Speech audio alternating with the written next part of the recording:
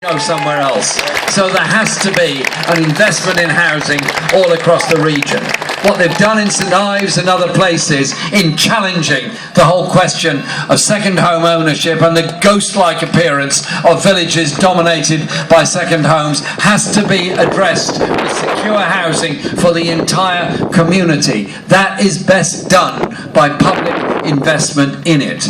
And when people say, well, this costs a lot of money, I simply say this: yes, it does. But you can save a lot of money in another way. If we're using the housing benefit system to pay into high-cost private sector rents, how about having social level rents at the council level, not paying for them by the public purse, but instead investing in the bricks and mortar, which will give people secure housing and in turn create the jobs and in turn create the supply chain of jobs in those that want to contribute to it. A lot can be done by what I call social investment in the needs of people. And there are other issues that are special and particular to this region. One of which, of course, is energy and energy production. We were thinking about our policies and discussing them a great deal, how we develop a secure form of energy supply in Britain in the future. The big six are very powerful and control quite a lot, but they're controlling less and less of the energy market. What we've looked at, and my good friend Alan Simpson, a former Labour MP who's now helping us a great deal with this energy policy, has talked a great deal about the way forward is to empower local communities to develop their own energy generation. Much more solar, much more wind, much more wave power, much more sustainable. And by investing in sustainable energy, you also create a spin-off in the jobs. And so, last month, the month before, I was visiting a factory in Widnes that makes the towers for wind turbines. And they were doing very well. They're making these towers where the turbine blades are fitted at the top. They're not simple, they're complicated to make, and they were doing very well at it because we had the feed-in tariffs that the last Labour government had put in. Very good idea, because it helped to develop the whole idea of a sustainable energy project in Britain. They cut the feed-in tariffs down. As a result, the whole industry has been badly affected. Can we not invest by, yes, restoring a higher level of feed-in tariff and taper it over a longer period in order to develop our own sustainable energy industry in this country? It's good for all of us. Again, good for investment, good for energy security, and good for jobs. And so that has to be an important way forward. The other issues are many, but one, of course, is the idea that in the national narrative, poverty is a city issue, prosperity is a rural issue, and Cornwall is an idyllic place, great place to come on a holiday. Yes, it is a great place to come on a holiday, and I love visiting, but that's not the point. The point is, there are many village communities with chocolate box beauty about them, hiding desperate isolation and poverty in those villages. So there has to be investment in housing, investment in energy, investment in better communications, but also an improved public transport system. I talked about the railways, and I feel very passionately about railways as the most efficient and environmentally sustainable way of improving transport, particularly over long distances and commuter distances. But there has to be rural bus services which ensures that villages are not totally cut off. And again, that requires investment, but you get it back. You get it back because you keep jobs in the area, you keep jobs in the villages, you enable people to live in those communities. That surely has to be the right way of doing things. So what we're doing is developing a series of policies which will make a massive difference to the lives of the vast majority of people in this country. The fundamental question is economic in many ways, and I want to say a big thank you to my good friend John McDonnell, who is our Shadow Chancellor of the Exchequer, because after John took that role on last September, the first thing he did was set out the basic economic principles. The basic economic principles actually boil down to this: austerity that we've had for the past 6 years and has given us greater levels of inequality rather than equality, has hit the poorest the hardest, has hit women the hardest across our society, has hit every public service and taken money out of the pockets of every public employee, is actually a political choice, not an economic necessity. So John has set out a different way of doing our economic business in this country.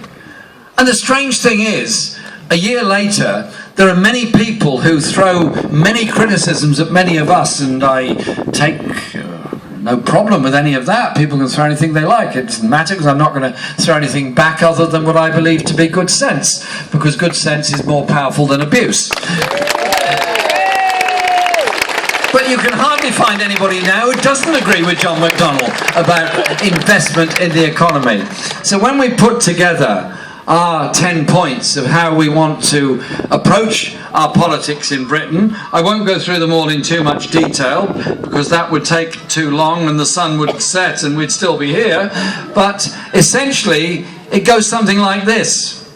Can't we as a party and a movement say unashamedly we want to create an economy of full employment, job opportunities for all within our society, rather than relying on the pool of unemployment, underemployment, casual employment, insecure employment? That we want to invest in dealing with the housing crisis across the whole of Britain. Because, as I've said, there are issues of insecurity, but there's also the immorality of so many people sleeping on the streets of major towns and cities all across the country. If you go to a park in a major urban area in Britain, go there on a summer's evening about 8-9 o'clock when the sun is beginning to go down and the park workers are closing up the park for the night. The public have enjoyed the park, are going home for the evening. There's a quieter army of people going into the park. They're the homeless who are looking for a bench to sleep for the night. Is that right? Is it necessary? Is it acceptable in 21st century Britain that we just assume there is always going to be a band, an army of homeless people looking for somewhere to put their head down for the night? Cannot we develop a housing policy that does provide housing for all and security for all, and be prepared to invest in it? It wasn't always like that, and it will not be like that in the future if we have anything to do with it. And the questions of security at work are so important. I talked about 0 hours contracts and inequality and underpayment. We want a living wage that is a living wage, and we want employers that understand that. BHS, tax havens, denuded pension funds, all those kind of things, that's a product of a government that believes in the free market, not of intervention. Sport Direct and what they've done to the workers there at Shirebrook, that is what free markets do. That is what, when there is unregulation, does to people. It's not right, not acceptable, and so we will crack down on all of that, and crack down on it by also enforcing a rule that every company with more than 250 employees must negotiate with appropriate trade unions on wages and conditions, so that we have a stronger representation in a democratic way of the workforce in our country. I am very proud of our health service. Very proud indeed of our health service. It was a Labour creation. It was an Aaron Bevan's greatest legacy to all of us. Health service, free at the point of use, as a human right for all. It's been privatised, 49% put out to the private sector. It's being underfunded. Every hospital is in debt. Every health authority, every commissioning group has trouble balancing the books. It needs proper public investment. We also need to tackle health inequality. Why is it life expectancy is lowest in the poorest areas and highest in the richest areas of this country? We need health investment as well as housing investment, and environmental investment will help to chase that down. We also need real parity of esteem for mental health as opposed to physical health. A quarter of us are going to suffer mental health problems during our lifetime. Let's do it differently. Invest in mental health service and change the language where mental health is concerned. It could affect any of us or all of us during our lifetime. Be proud enough and strong enough to care. There are many other issues, but I just want to mention a couple more, if I may. One is about how we treat our environment, how we try to live on a sustainable planet, how we protect the natural world, and how we promote green energy and green jobs. It cannot be done just within national frontiers. Polluted water flows from one place to another. Polluted air blows from one place to another. Fish move from one place to another. You have to work internationally with other countries on this. I went to the Paris Climate Change Conference out of fascination, out of interest, and out of absolute determination that a Labour government will sign up to everything that is necessary to do our best to make our planet more sustainable, make our communities more sustainable, and our education system bring up our children to understand the limits to exploitation of natural resources and develop green industries, green energy, and the jobs that go with it. It doesn't have to be a threat to people. It can be something very, very inclusive. I'm getting lots of signals about the time this speech is taking, and so I'll tell you just a couple of other things. I said 3. Equality, thank you very much. Who's the supporter there who said more? Equality within our society is very necessary. The human rights that we enjoy, our right to free speech, our right to assembly, our right to religious freedom, our right to diversity, our right to practice our faith are very, very important. They're enshrined in the Universal Declaration of Human Rights of 1948. They're enshrined in the European Declaration of Human Rights. Why do we allow our media to keep on putting the line before it saying the controversial Human Rights Act? What's controversial about those rights? What's controversial about anything that I just said? If the Tories come after our Human Rights Act, we will absolutely oppose them. And if they try and withdraw from the European Convention, we will oppose them. We will support the Universal Declaration of Human Rights and equality within our society.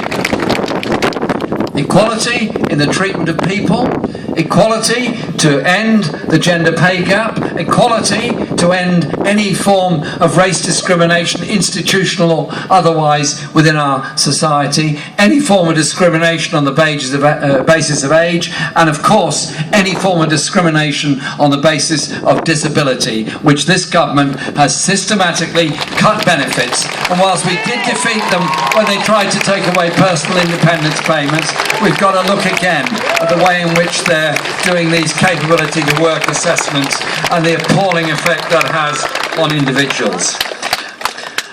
I believe very strongly in a world of peace. Today is the anniversary of the dropping of nuclear weapons on Hiroshima, and a few days later on Nagasaki.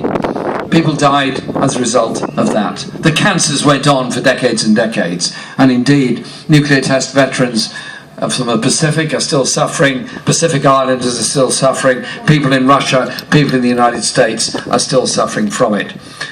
I want us to have a Labour government that takes its responsibilities in the Nuclear Non-Proliferation Treaty absolutely seriously and to the letter, so that we promote a nuclear-free world in the future. And I believe very much in a world of peace and justice.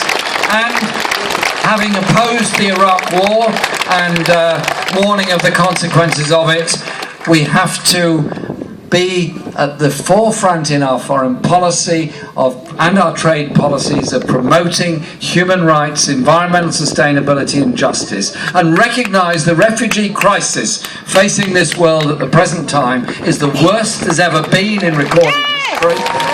look at the causes of it, and look at the need for a humanitarian response to it. That surely has to be the right way forward. And so our party has grown in the past year. Our party has changed in the past year. And if I may say so, the political discourse has changed in the past year. Because if people throw abuse around, at the end it doesn't work. All it does is cheapens the whole political debate. By our refusal to engage in that style of Yahoo politics, in that style of remote, witty theatre at the expense of real concern about people all over the country, I think we have begun to make a change. That's why so many people have come into the Labour Party. And we've got a long way to go. We've got a long way to go in order to ensure we bring more people in and we campaign in all those communities that have been left behind in modern Britain. Places that lost their industry, places that became centres of high unemployment and poverty, places that became desperate, places that were turning in on each other rather than out towards each other. So, if people are going to start blaming minorities for the shortage of housing, the shortage of schools, the shortage of doctors, the shortage of any other public facility, I simply say this to them. Doing things together makes you stronger. Bringing people together makes us all stronger.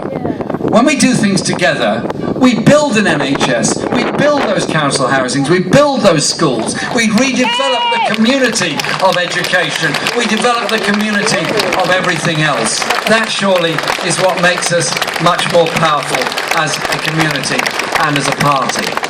But it's also about how we do things culturally.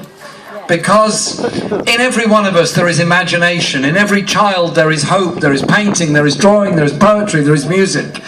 Can we not be proud of it and invest in it, proud of the cultural community, which is at the heart of so much of our lives? And so I want to see a Labour government in Britain that is investing in the social needs of people, that is investing in an economy that does provide jobs for all and does provide reasons for excitement, but also hope and opportunities for all young people all across the country, so that no one community is left behind, that nobody is left behind. So this leadership campaign gives us the chance to reach out in a way that we wouldn't otherwise have. So in that sense, I'm grateful for it.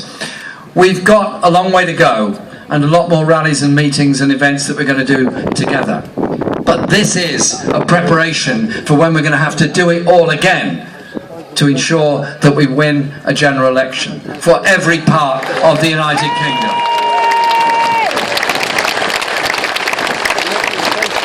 And this county of Cornwall, with all its history, with all its excitement and its beauty, and all the chances and opportunities there, I fully get that sense of community that is all across this county, that sense of the culture, the history and the spirit of this county.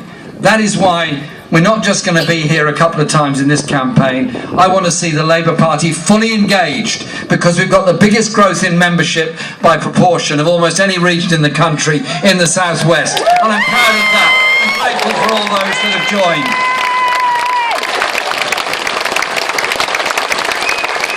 Cynnar Bys Vaicum Meras. Thank you very much.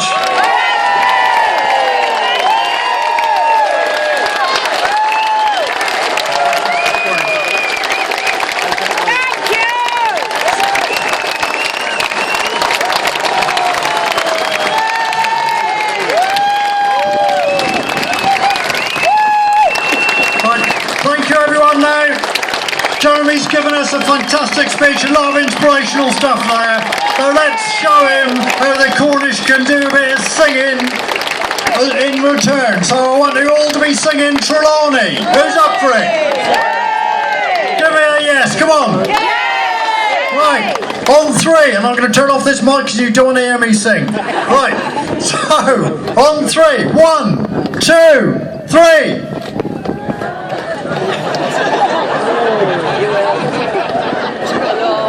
Go on, a good sword and a trusty hand, on you go. A good sword and a trusty hand, very heart and true.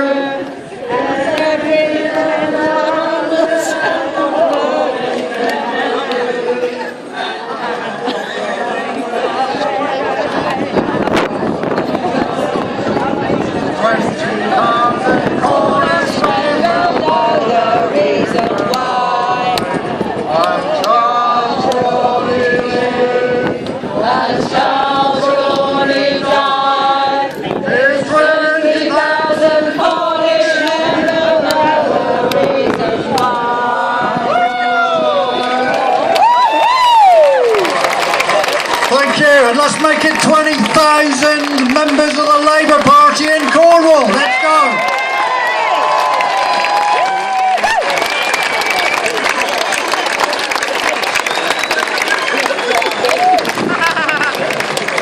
Thank you all for coming. Travel safely. Drive safely. Thank you.